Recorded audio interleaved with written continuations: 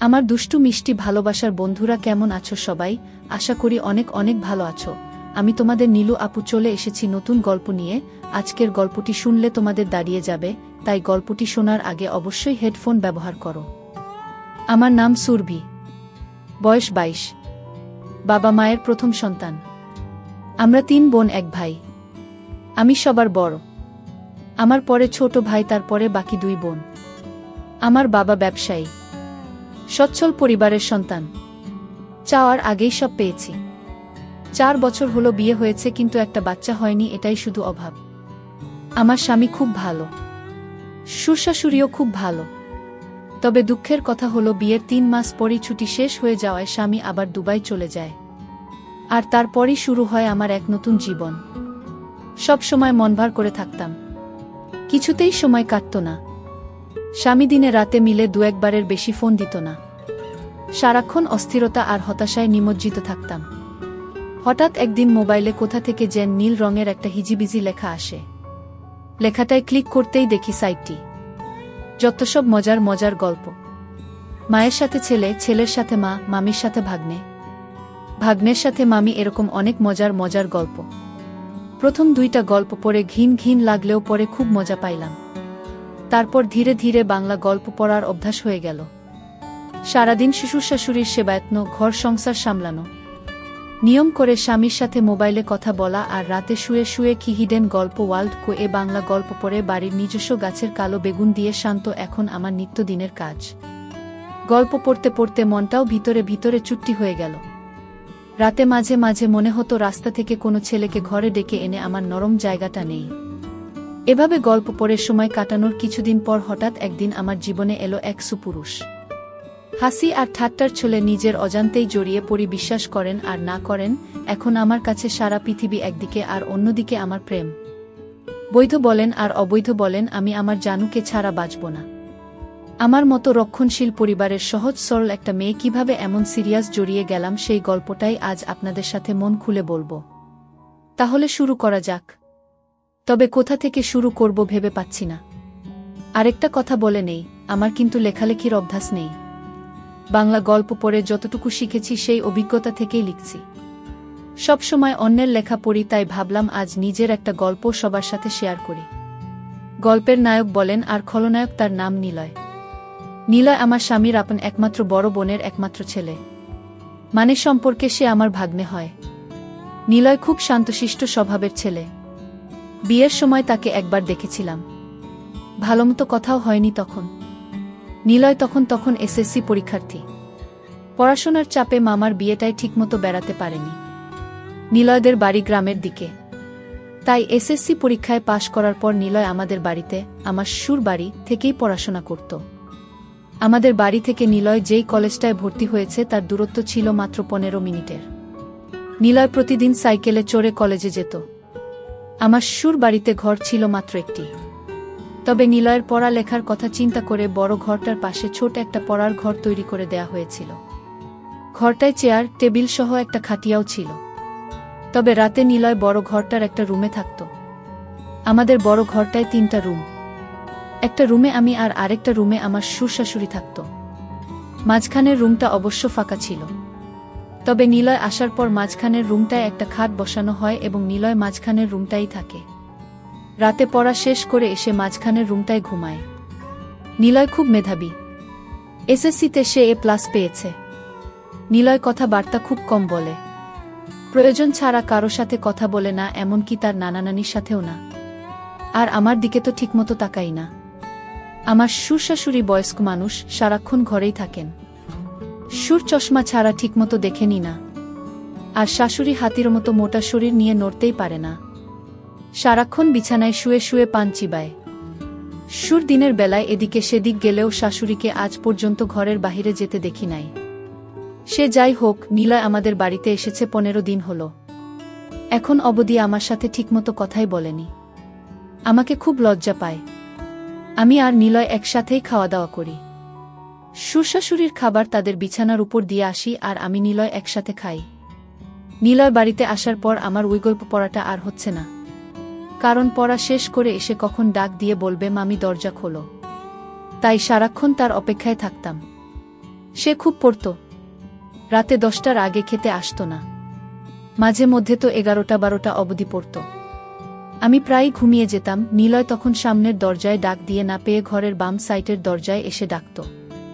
অর্থাৎ আমি যেই রুমটায় ঘুমাতাম ঠিক ওই রুমটার বাহিরের দরজার দিকে এসে ডাকত। তখন আমি লাফিয়ে উঠে গিয়ে দরজা খুলতাম। একদিন নিলয় অনেক রাত্র অবধি পড়ল। তা প্রায় রাত 12টা কি 12:30 হবে। আমি তো ঘুমে অস্থির। নিলয় এসে প্রায় 10-15 মিনিট ডাকাডাকি করেও আমাকে জাগাতে পারছিল না। উপায় না পেয়ে সে রান্নাঘর থেকে মাছ ধরার ছিপ দিয়ে জানালার ফাঁক দিয়ে আমার গুতা মারল। আমি লাফিয়ে উঠলাম। তারপর গিয়ে দরজা খুলে দিলাম। আমি ভাত খাওয়ার জন্য বাসন পরিষ্কার করতে চাইলে নিলয় বলল, নিলয় মামি, আমি ভাত খাবো না, তুমি শুয়ে পড়ো। আমি, কেন? ভাত খাবে না কেন? ভাত না খেয়ে কেউ রাতে ঘুমায়? নিলয়, না, তোমার চোখে অনেক ঘুম। এমনিতেই তোমাকে রোজ রাত জাগিয়ে কষ্ট দেই, আজ অনেক রাত হয়েছে। এবার তুমি শুয়ে পড়ো, আমি সকালে উঠে খাবো। আমার কোনো সমস্যা নেই। তোমার যতক্ষণ মন চায় পড়ে এসো। মাঝে মধ্যে চোখটা একটু লেগে যায় আর কি। নিলয়, আমার জন্য তুমি শুধু শুধু জেগে থাকবে কেন? কাল থেকে আমি পড়ার ঘরটাই ঘুমাবো, আর নানা নানিকে যখন খাবার দাও তখন আমাকেও ডাক দিও, ওই সময় আমিও খেয়ে নেব। আমি সন্ধ্যা রাতে খেয়ে নিলে রাত জেগে পড়তে পড়তে ক্ষুধা লাগবে না? তখন কি খাবে? আর তাছাড়া এত বড় ঘর থাকতে তুমি ওই ঘরে ঘুমাবে কেন? আমি কি কখনো বলেছি তোমার জন্য আমার সমস্যা হচ্ছে? তুমি কি বাহিরের কেউ? তুমি তো আমাদের নিজেদের মানুষ। তোমার জন্য এইটুকু করতে পারবো না? নিলয়, ঠিক আছে মামি, অনেক রাত হয়েছে, এবার ঘুমাও, এই ব্যাপারে সকালে তোমার সাথে আলাপ করব। এটা বলেই নিলয় সোজা তার বিছায় গিয়ে শুয়ে পড়ল। আর আমিও আমার রুমে চলে আসলাম। তবে আর যাই হোক, আজ প্রথম নিলয় আমার সাথে এত কথা বলেছে, কিন্তু একবারও আমার চোখের দিকে তাকায়নি। এখন সকাল 8টা। নিলয় এখনো ঘুম থেকে ওঠেনি। কাল অনেক রাতে ঘুমিয়েছে, তাই একটু বেশি ঘুমাচ্ছে। এমনিতে প্রতিদিন সকাল 7টার সময় ঘুম থেকে উঠে উঠোনে হাঁটাহাঁটি করে। নিলয়কে কখনো সকালে পড়তে দেখিনি। নিলয়কে ডাক দিতে হবে, কারণ 10টায় ক্লাস আছে। তাই নিলয়কে ডাক দিলাম। নিলয় ওঠো, 8টা বাজে, কলেজে যাবে না? নিলয়, কয়টা বাজে? 8টা। 8টা বাজে বলতেই লাফিয়ে উঠল। তারপর গোসল করতে গেল। মিনিট 10-এর মধ্যে গোসল শেষ করে নাস্তা খেয়ে সোজা কলেজে চলে গেল। এরপর ঠিক 2টার সময় কলেজের ক্লাস শেষ করে বাসায় ফিরল। মাঝে মধ্যে অবশ্য 12টা-1টার দিকেও চলে আসে। পড়ার ঘরে বই খাতা রেখে গোসলখানায় হাত মুখ ধৌত করতে গেল। এদিকে আমি খাবার নিয়ে বসে আছি। নিলয় ঘরে আসলো। তারপর আমার দুজনে একসাথে দুপুরের খাবার খাইলাম। খাবার খাওয়ার সময় কোনো কথা হলো না। শুধু জিজ্ঞেস করেছিলাম কলেজে ঠিকমতো ক্লাস হয় কিনা। বাচ্চা ছেলের মতো মাথা নেড়ে শুধু বলেছিল হ্যাঁ, শুধু এইটুকুই। খাবার খেয়ে নিলয় তার পড়ার ঘরে গিয়ে শুয়ে রইল। নিলয় অবশ্য দিনের বেলা ওই ঘরটায় ঘুমায়। সন্ধ্যা হয়ে গেল। নিলয় ঘুম থেকে উঠছে না। আমি পড়ার ঘরটায় গিয়ে নিলয়কে ডাক দিলাম। আমার ডাক শুনে ঘুম থেকে উঠে বিছানায় বসল।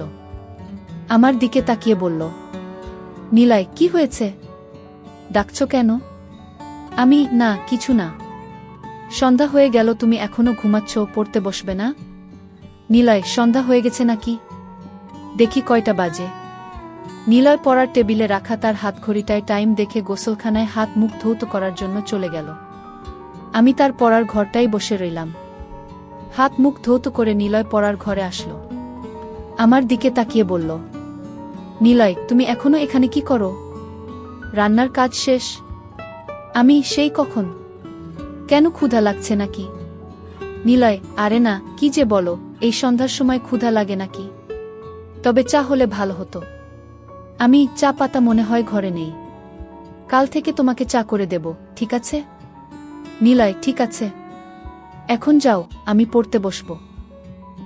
আচ্ছা বাবা, তুমি মনোযোগ দিয়ে পড়ো, আমি গেলাম। আমি আমাদের বড় ঘরটায় চলে আসলাম। ঘণ্টা 2 পরে শ্বশুর-শাশুড়িকে রাতের খাবার দিলাম। শ্বশুর-শাশুড়ি খাচ্ছে। আমি পাশেই বসে আছি। হঠাৎ শ্বশুর বলল, বৌমা, নিলয় ঠিকমতো পড়ালেখা করে তো?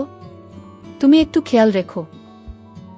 বাবা আপনি কোনো চিন্তা করবেন না, নিলয় খুব ভালো ছেলে, তাকে পড়ার জন্য বলতে হয় না। সে নিজেই নিজের পড়া শেষ করে নেয়। সুর, তা জানি, কিন্তু তারপরেও আমাদের দায়িত্ব আছে না? নিলয়কে নিয়ে আপনাদের কোনো চিন্তা করতে হবে না, আমি সারাক্ষণই তার সাথে সাথে আছি। আর বাবা কাল সকালে নিলয়ের জন্য দোকান থেকে চা পাতা নিয়ে আসবেন।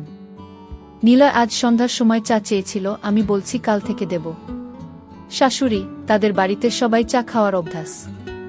আমিও একবার তোমাকে বলবো বলবো বলেও ভুলে গেছি। তোমার সুরের আনার দরকার নেই। বাজার সদাই যা লাগে এখন থেকে নিলয়কে দিয়েই নিয়ে আসবে।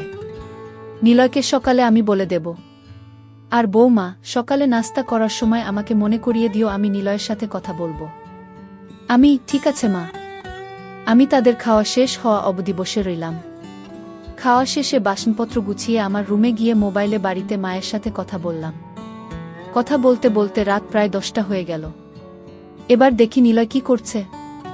আমি দরজা খুলে নিলয়ের পড়ার ঘরের কাছে গেলাম। ঘরের কাছে যেতেই নিলয়ের পড়ার শব্দ পাইলাম। পড়ার শব্দ পেয়ে আমি আর ঘরে ঢুকলাম না, কারণ নিলয় রাগ করতে পারে। তাই বড় ঘরে চলে আসলাম। রাত প্রায় 11টার উপরে, কিন্তু নিলয় এখনো ঘরে আসছে না। আমি একা একা জেগে আছি। পড়ার ঘরে যে যাব সেটারও সাহস পাচ্ছি না, কারণ আমি রাতের বেলা অন্ধকারে ভয় পাই। তাই বাহিরে না গিয়ে সামনের জানালা খুলে বসে রইলাম। অপেক্ষার পর অপেক্ষা, কিন্তু নিলয় ঘরে আসছে না। পড়ার ঘরে না হয় ঘুমাবে, কিন্তু খেতে আসবে তো? আমার কিচ্ছু ভাল লাগছে না। কি করব ভেবে পাচ্ছি না। সুরকে ডাকবো নাকি ডাকবো না তাও বুঝতে পারছি না। এভাবে অপেক্ষা করতে করতে রাত প্রায় 12:30 বেজে গেল। এরপর আমি অপেক্ষা করতে করতে কখন যেন ঘুমিয়ে গেলাম। সকালে ঘুম থেকে উঠে শাশুড়িকে জিজ্ঞেস করলাম, মা নিলয় ঘরে আসে নাই? শাশুড়ি, না, কেন, কি হয়েছে বৌমা? না কিছু না মা, নিলয় কাল রাতে বড় ঘরে আসে নাই। পড়ার ঘরেই ঘুমাইছে। আমি অনেক রাত্র পর্যন্ত অপেক্ষা করে কখন যে ঘুমিয়ে পড়েছি নিজেও জানি না। শাশুড়ি, কি বলো বৌমা?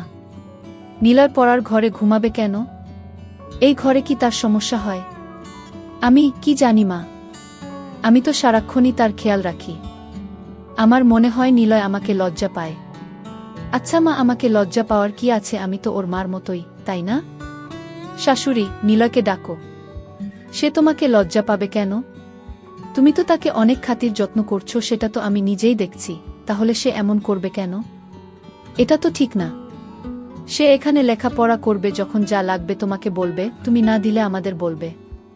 আর তুমি তো আমার লক্ষ্মী বৌমা, কত সুন্দর করে সংসারের সব দায়িত্ব নিজের কাঁধে নিয়েছ। কই নিলয়, কই, ডাকো তাকে। ঠিক আছে মা, আপনি চিন্তা করবেন না। কয়দিন গেলে এমনিতেই লজ্জা চলে যাবে। দেখি নিলয় কি করছে। এখনো ঘুম থেকে কেন উঠছে না? 8টার উপরে বাজে। কলেজের সময় হয়ে যাচ্ছে না? আমি শাশুড়ির সাথে কথা বলে নিলয়ের পড়ার ঘরে গেলাম। এখনো দরজা বন্ধ, তার মানে নিলয়ের ঘুম ভাঙ্গেনি। আমি দরজায় টোকা মেরে নিলয় নিলয় বলে ডাকতে লাগলাম। নিলয়ের কোনো সাড়া শব্দ নেই। অনেকক্ষণ ধরে ডাকছি, কিন্তু তার কোনো হুঁশই নেই। ঘরটায় আবার কোন জানালাও নেই যে তাকে জানালার পাশে গিয়ে ডাকি। পুরো ঘরটায় একটাই দরজা। যাই হোক, এবার জোরে জোরে দরজায় থাপ্পড় মারতে থাকলাম। প্রায় 15-20 মিনিট ডাকাডাকির পর নিলয় দরজা খুলল। দরজা খুলেই আবার বিছানায় গিয়ে শুয়ে পড়ল। আমি বুঝতে পারলাম না ঘুমে কাতরাচ্ছে নাকি অসুস্থ হয়ে পড়ল। আমি ঘরে ঢুকে তার মাথায় হাত দিলাম। হাত দিতেই দেখি শরীরে প্রচণ্ড জ্বর। শরীরটা যেন পুড়ে যাচ্ছে। আমি ভয় পেয়ে গেলাম। দৌড়ে বড় ঘরে এসে শাশুড়িকে বললাম। শাশুড়ি তো আবার সুন্দরবনের হাতি, চলাফেরা করতে পারে না। তাই আমাকে বলল, বৌমা, নিলয়ের শরীরটা ভিজা কাপড় দিয়ে মুছে দাও আর কপালে জলপট্টি দাও। আমি শাশুড়ির কথামতো বালতিতে পানি নিয়ে নিলয়ের শরীর থেকে কাঁথা সরিয়ে তার সারা শরীর ভিজা কাপড় দিয়ে মুছে দিলাম। তারপর কপালে জলপট্টি দিলাম। প্রায় ঘণ্টাখানি তার পাশে বসে রইলাম। এরপর আস্তে আস্তে নিলয় চোখ খুলতে লাগল। আমি তাকে ধরে উঠে বসালাম। বসানোর পর নিলয় আমাকে বলল, মামি, রাতে যখন জ্বর অনুভব করি তখন সাথে সাথে গিয়ে তোমাকে ডাক দিয়েছিলাম, কিন্তু তুমি গিয়েছিলে, তাই তোমাকে আর বেশি ডাকাডাকি করিনি। আমি বললাম, এটা কোনো কথা হলো নিলয়? তুমি অসুস্থ, একা একা এই ঘরে কেন ঘুমালে? আমার জানালায় জোরে থাপ্পড় মারতে, নয়তো বাম দিকের দরজাটায় জোরে একটা লাথিই মারতে। এভাবে একা একা কষ্ট করার কোনো মানে হয়? এভাবে 10 মিনিট কথা বলার পর নিলয় উঠে দাঁড়াল। তারপর খাট থেকে নেমে সোজা গোসলখানায় গেল। গোসলাখানা থেকে হাত মুখ ধৌত করে বড় ঘরে গেল। নিলয়কে বড় ঘরে যেতে দেখে আমিও বড় ঘরে চলে গেলাম। বড় ঘরে এসে তাকে নাস্তা দিলাম। নাস্তা করতে করতে তার শরীরের জ্বর কিছুটা কমে গেল। কলেজে যাওয়ার মতো সময় আর শরীরের কন্ডিশন কোনটাই ছিল না। তাই নিলয় আজ কলেজে গেল না, বাড়িতেই হাঁটাহাঁটি করছে। আমি রান্না করছি, হঠাৎ দেখি নিলয় আমার পেছনে দাঁড়িয়ে আছে। আমি বললাম, কি ব্যাপার, রান্না শিখবে নাকি? নিলয়, না, ভাবছি তুমি সারাদিন একা একা কত কাজ করো, সবার খেয়াল রাখো, সত্যিই তুমি খুব ভালো। কেন যে তোমার সাথে এতদিন কথা বলিনি? আমি আসলে তোমাকে লজ্জা পেতাম, তাই তোমার সামনে কম আসতাম, কম কথা বলতাম। তাছাড়া আমি মেয়েদের কাছ থেকে একটু দূরেই থাকি। আমি কেন? মেয়েদের কাছ থেকে দূরে কেন? মেয়েরা কি বাঘ না ভাল্লুক? নিলয়, আরে না, তুমিও দেখছি কলেজের মেয়েদের মতো কথা বলো। আমি কলেজে আবার মেয়ে বন্ধু নাই তো? নিলয়, আরে না, আমাদের ক্লাসের একটা মেয়ে আছে, অযথাই গায়ে পড়ে কথা বলে। আমি, তাই নাকি? তা মেয়েটার নাম কি? নিলয়, বিশ্বাস করো আমি ওর নামও জানি না, আর জানার ইচ্ছাও নাই। তাকে দেখলেই আমার প্রচণ্ড রাগ হয়। গায়ে পড়ে কথা বলা মেয়েদের আমি একদম পছন্দ করি না। আমি, তাহলে তো তুমি আমাকেও পছন্দ করো না, কারণ আমিও তো তোমার গায়ে পড়ে কথা বলি। নিলয়, তুমি কি বাহিরের মানুষ নাকি? তুমি তো আমার সাথে যখন খুশি কথা বলতে পারো। বলতে গেলে তোমার সাথে কথা না বলে আমি অপরাধ করেছি। তোমার জায়গায় অন্য কেউ হলে এতটা খেয়াল রাখত না। তুমি সত্যিই অনেক অনেক ভালো। আমি, হয়েছে, আর হাওয়া দিতে হবে না।